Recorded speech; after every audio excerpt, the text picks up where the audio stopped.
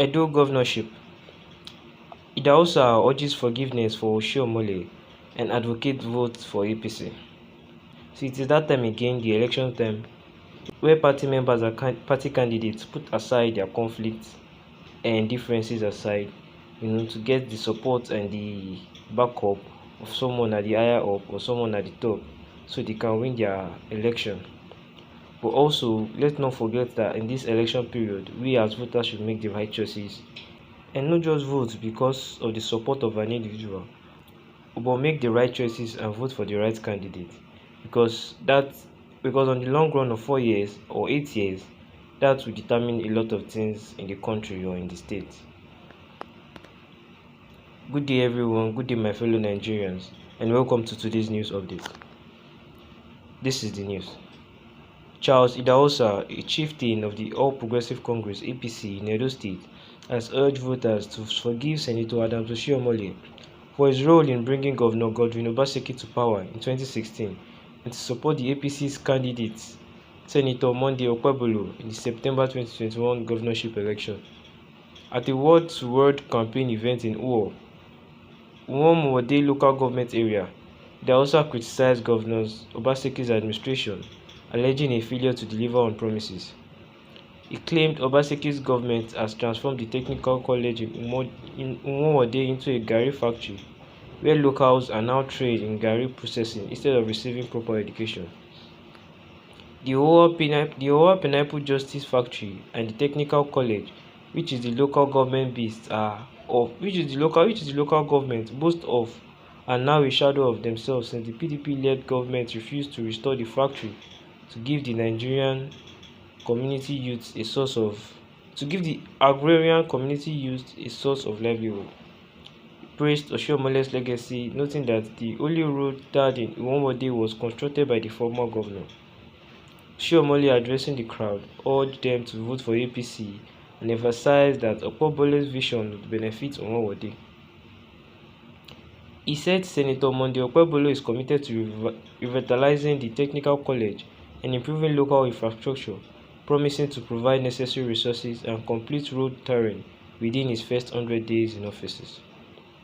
In response, Chris Nyikere, Edo State Commissioner for Communication and Orientation, defended Obaseki's administration, stated that it has hired more teachers than any previous government. He accused Idaghosa of self-interest and suggested that the issues with the Ehov juice factory are a result of Idaghosa's own negligence, asserting Charles Idaghosa's greed led him to leave the APC for the PDP, and his actions had adversely affected the development of his area. Daily Trust. Where promises will be delivered and then they will be left undone. It is that time again where undone projects will be stopped and it will not continue. So me, this period, my advice is to the voters out there, is not even to the politicians, because the politicians will always come and they always give their mandate and they always make promises.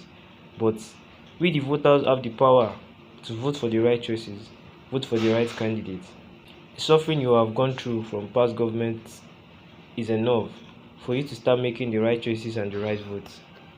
The only third road in Oshiomhole was constructed by the former governor. That means the present governor hasn't picked up the remaining project of that road and also continue to construct more roads for the people.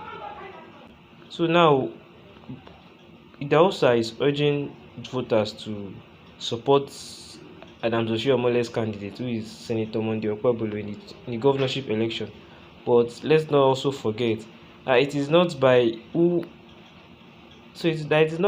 a party member supports, but it is by who we deliver and who we serve the people. It is by who we build and continue progress in the state. So I urge voters to open their eyes and shine it well, and vote for the right person, not just because somebody said you should vote for him or not, but because it is the right person, it is the right choice. Vote for your 4 years, because the person you vote for now will determine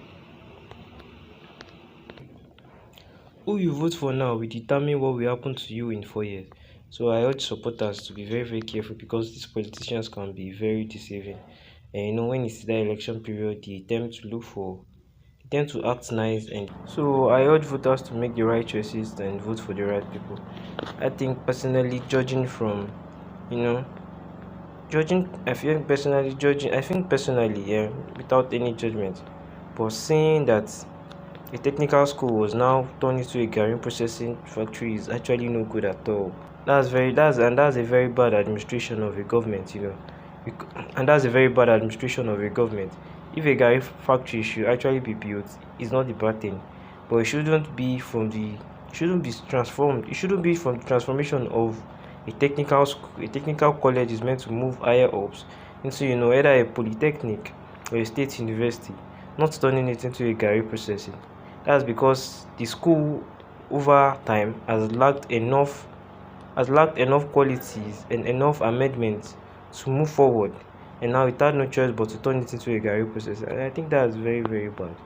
Because and I think that's very, very bad. So as voters, let's try to make the right choices. Let's try to do our best in voting for the right people. So in the next 4 years, it will determine a lot in the long run if you had made the right choice or not. And that is all we have for today's news.